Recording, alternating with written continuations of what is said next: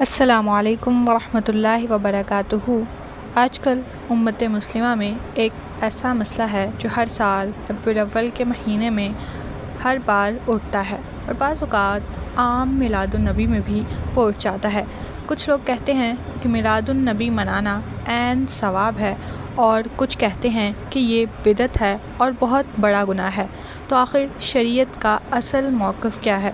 آج ہم قرآن و حدیث کی روشنی میں اس بات پر گفتگو کریں گے کہ نبی کی ولادت کا دن منانا یا ویسے ہی عید میلاد النبی یا میلاد النبی منانا ثواب ہے یا گناہ۔ نبی کریم صلی اللہ علیہ وسلم کے زمانے میں میلاد منانے کی کوئی مثال نہیں ملتی، نہ صحابہ نے، نہ تابعین نے، نہ ائمہ اربعہ نے، اور کسی نے بھی باقاعدہ طور پر میلاد کی محفل نہیں کی۔ امام ابن کثیر رحمہ اللہ البدایہ والنہایہ میں لکھتے ہیں، اہل اسلام میں نبی صلی اللہ علیہ وسلم کی ولادت کے دن کا باقاعدہ جشن سب سے پہلے 4 صدی ہجری میں فاطمیوں نے مصر میں شروع کیا، یعنی یہ عمل قرون اولیٰ یعنی نبی کریم صلی اللہ علیہ وسلم، صحابہ رضوان اللہ اجمعین، تابعین رحمہ اللہ کے زمانے کے بعد شروع ہوا ہے۔ قرآن مجید میں اللہ تعالیٰ نے بارہا ارشاد فرمایا ہے، کہہ دو اے نبی صلی اللہ علیہ وسلم، اگر تم اللہ سے محبت رکھتے ہو تو میری پیروی کرو، اللہ تم سے محبت کرے گا۔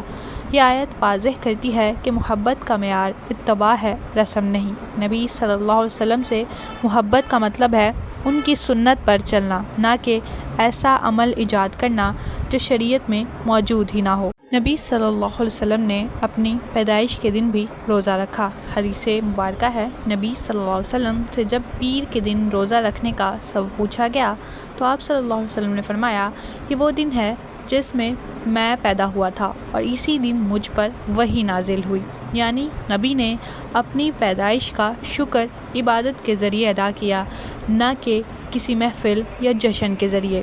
اگر کوئی مسلمان میلاد محفل صرف ذکر نبی صلی اللہ علیہ وسلم، درود و سلام اور نبی کی سیرت سننے کے لیے کرتا ہے تو یہ چیز بذات خود اچھی نیت ہے، مگر طریقہ سنت کے خلاف ہے۔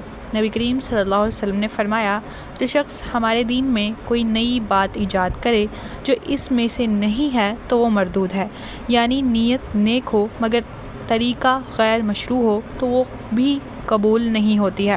اسلام میں عبادت ایجاد نہیں کی جا سکتی، بلکہ صرف وہی عبادت کی جا سکتی ہے جو نبی کریم صلی اللہ علیہ وسلم نے بتائی ہے۔